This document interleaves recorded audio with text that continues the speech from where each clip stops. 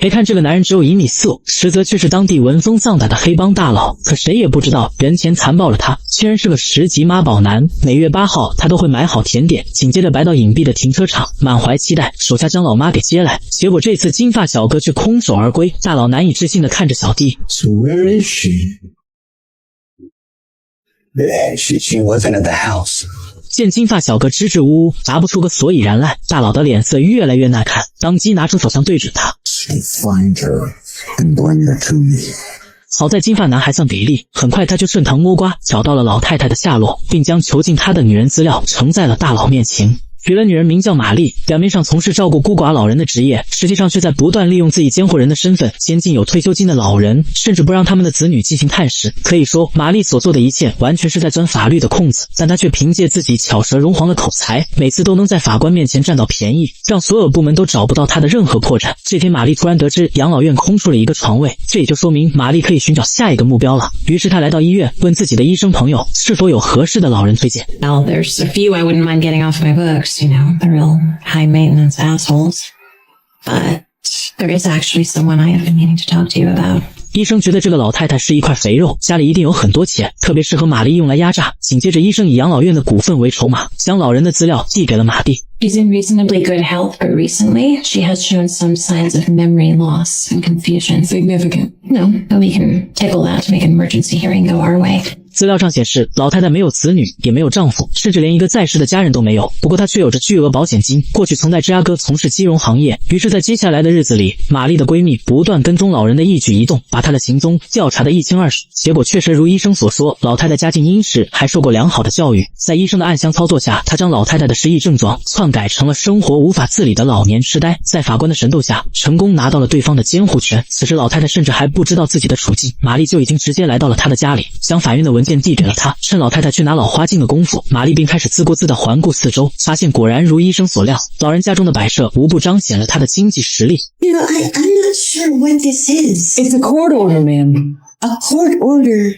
But what's that got to do with me? That's your name, correct? 玛丽告诉老人，法院已经裁定自己成为她的法定监护人，也就是说，从今天起，老太太必须对她言听计从才行。老太太不停解释自己是个正常人，根本就不需要玛丽来照顾。谁知玛丽却当场搬出法律条款，还找来警察为自己作证，不断地向老太太洗脑。最后在她的坚持下，老太太还是稀里糊涂地收拾好自己的行李，上了玛丽闺蜜的车。至此之后，玛丽就彻底掌控了老太太的全部财产。她将老太太送到养老院，这里的人看似和善，实际上全都是玛丽的眼线。老太太一被送到这里，就彻底失去了人身自由。玛丽还没收了她的手机，并借机弄到了她的锁屏密码，气得老太太就连打电话求助都成了困难。做完了这些之后，玛丽和闺蜜就大摇大摆地回到了老太太家里，变卖了她的全部收藏和古董，再把那些钱全部装进自己的兜里，一夜之间就赚得盆满钵满。与此同时，老太太则被工作人员各种刁难，稍有抱怨就会被扎镇定剂，可谓是一点人权也没有。而玛丽则到银行用钥匙打开了老太太的保险箱，并在一本书里发现了大量的钻石。她心安理得地接受了这一切财富。殊不知，老太太的儿子就是叱咤风云的黑手党老大。得知自己母亲被监禁，大佬怒不可遏，当场就摔分自己的香飘飘奶茶。他要求金发男不管用什么方法，都必须把自己的老妈给救出来。此时，玛丽还没有意识到自己得罪了谁。这一天，一名律师突然造访他的公司，点名要求见他。对方表示自己是老太太的专属律师，此次前来就是要他放弃监护人的身份。但面对律师的示意，玛丽却一脸宠辱不惊，因为如此肥嫩的大鱼，她压根就不想放弃。尽管律师已经将他的把戏摸得十分透彻，可玛丽就硬是死咬着不松嘴，说什么也不承认。最终，律师使出了杀手锏，将15万美元放到玛丽面前。玛丽知道老太太的身家可不止这个数目，于是她干脆来个狮子大开口，把价格抬高到了3亿。律师见这个女人油盐不进，干脆也不装了。In the days to come, you'll replay this conversation in your head over and over. You're gonna wish you played it differently. Right now, look at what you have: a thriving business, employees, a nice face, unbroken bones, a life.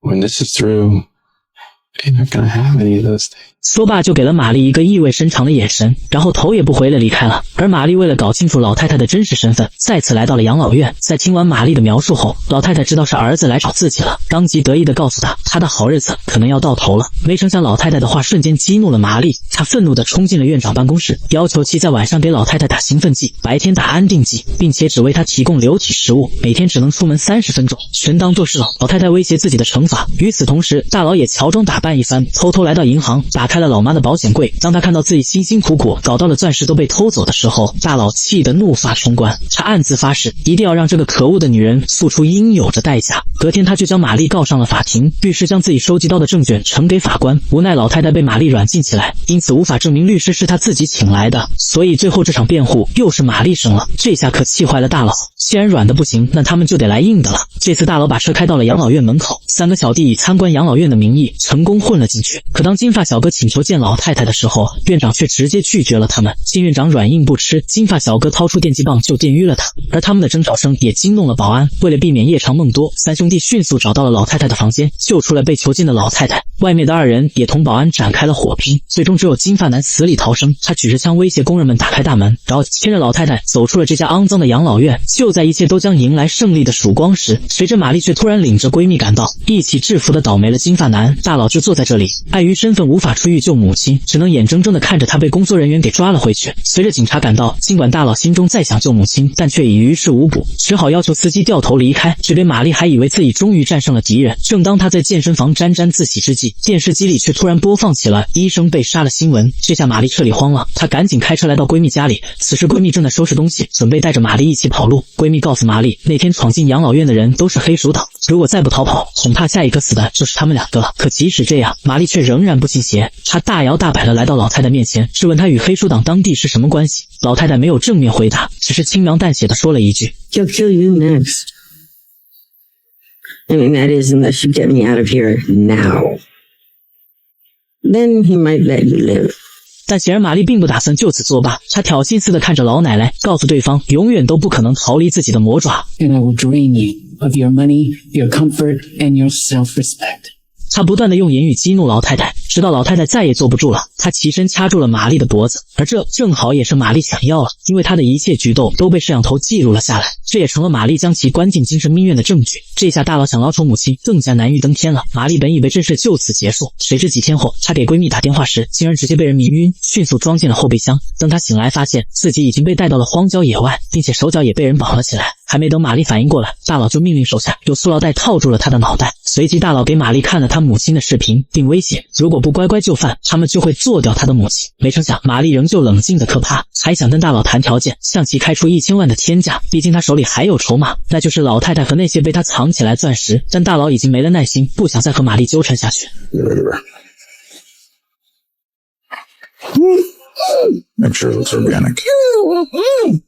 小弟们先是用迷药将玛丽迷晕，然后往她的鼻子里疯狂灌酒精，将她的车开到荒无人烟的郊外，用安全带死死地将她绑住，再把她的脚固定在油门上。小弟们只要轻轻一推，玛丽的车就直接冲了出去。等她醒来的时候，玛丽连人带车瞬间掉进了河里，幸亏她及时解开了安全带，然后用力将汽车的玻璃踹碎，这才能死里逃生，成功浮出了水面。可尽管经历过这样九死一生的经历，玛丽却仍然没有退缩，反而决定跟大佬死磕到底。她狼狈地来到超市，将自己磕到的牙放进牛奶里，又默默记下了大佬车牌号，随后就给闺蜜打去了电话。见闺蜜迟迟不接电话，玛丽突然感觉大事不妙。果然，当她赶回家的时候，闺蜜已经躺在地上奄奄一息。她好不容易把闺蜜扛上了车，紧接着身后空域就发生了爆炸。不用想也知道，这一切都是黑手党的惯用伎俩。于是，在安顿好闺蜜后，玛丽就开始了自己的复仇计划。她先是补上了那颗牙，然后乔装打扮一番后，来到了黑手党的公司，并以上厕所的名义溜进了地下车库。趁着大佬准备开车离开时，来到其面前。Hello again.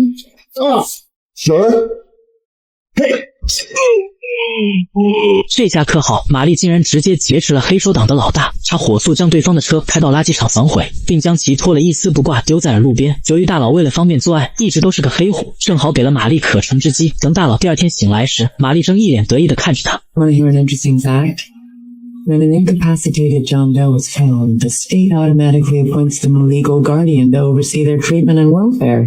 不用想也知道大佬现在的法定监护人是谁。而这场战役，玛丽可以说是赢得彻彻底底，让大佬丝毫没有还手的余地。经过这些事，大佬也对玛丽心服口服。也许是出于英雄之间的惺惺相惜，大佬很欣赏玛丽的智商，所以他决定投资玛丽的事业，以自己的人脉和玛丽的头脑，在全国范围内扩大这条养老院产业链，一起做大做强。于是，在大佬的帮助下，玛丽成功赚得盆满钵满，甚至登上了福布斯排行榜，还开启了讲座，上了电视。就在他以为自己即将成为全球首富，只手遮天的时候，报应却突然降临了。 I don't have time. No!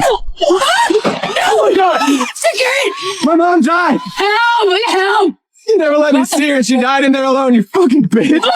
就这样，玛丽在她人生最辉煌的时候倒在了血泊里。我想，杀死玛丽的不单单是那个男人，还有他的自负与自大。他是勇敢的，同时也是贪婪的。在决定和利益面前，他从未停下掠夺的脚步。所谓多行不义必自毙，因果好轮回。你看苍天饶过谁？玛丽嚣张了半辈子，恐怕到此之前也未曾预料到自己会死在这个不起眼的男人手里吧。